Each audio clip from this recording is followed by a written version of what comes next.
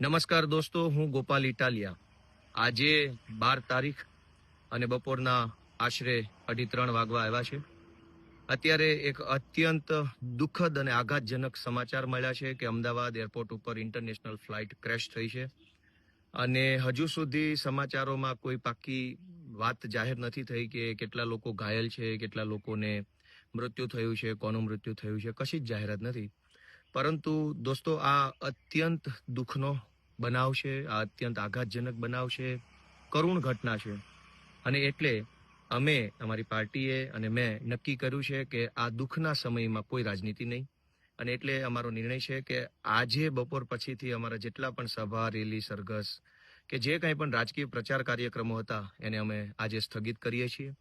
અને આવતીકાલે તારીખ 13 જૂનના રોજ પણ સવારથી લઈ સાંજ સુધી અમારા જે કંઈ પણ પ્રોગ્રામ હતા પ્રચારના કે સભા રેલીના, એ તમામ પ્રોગ્રામને અમે સ્થગિત કરીએ છીએ. મિત્રો, આ દુઃખનો સમય છે, આઘાતનો સમય છે.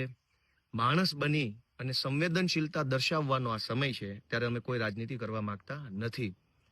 આજે આપણા ગુજરાત ઉપર આફત આવી છે ત્યારે હું અને અમારી આખી પાર્ટી કોઈ પણ પ્રકારની ચૂંટણીલક્ષી રાજકીય ટીકા ટિપ્પણી કર્યા વગર બિનશરતી રીતે, સ્પષ્ટ રીતે અને મજબૂત રીતે ગુજરાત સરકારના સમર્થનમાં છીએ.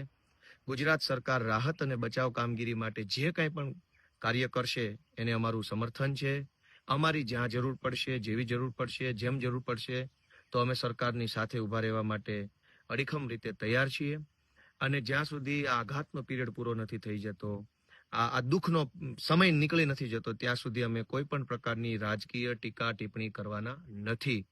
દોસ્તો, આ દુર્ઘટનાની અંદર ઘાયલ થયેલા લોકોને, દુર્ભાગ્યથી મૃત્યુ પામેલા સૌ મૃતકોને હું મારી સંવેદના અર્પું છું, હું મારી દિલગીરી અર્પું છું. કેમ કે આપણા ગુજરાતમાં આવી અત્યંત ખેદજનક ઘટના બની છે, એનો ખૂબ વસવસો છે, એનું દુઃખ છે.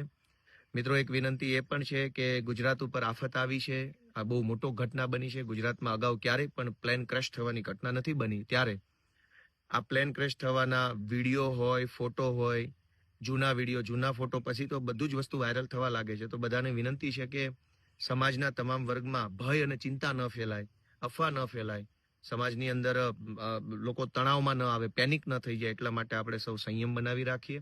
સરકાર તરફથી આપણને જે કાંઈ સૂચન, આદેશ કે માહિતી મળે એને શાંતિપૂર્વક જાણીએ અને જાણ્યા જોયા વગર કોઈ પણ વાતને આપણે ન ફેલાવીએ, એવી વિનંતી સાથે ફરી એક વખત હું આ દુઃખદ ઘટનાનો ખેદ વ્યક્ત કરું છું. રાજકીય ટીકા ટિપ્પણી છોડીને આ મુશ્કેલ સમયમાં, આ દુઃખના સમયમાં મારી સંવેદના વ્યક્ત કરું છું. અને આજે અને આવનારો દિવસ, આ બંને દિવસના રાજકીય પ્રોગ્રામો અમે સ્થગિત કરીએ છીએ. જય જય ગરવી ગુજરાત.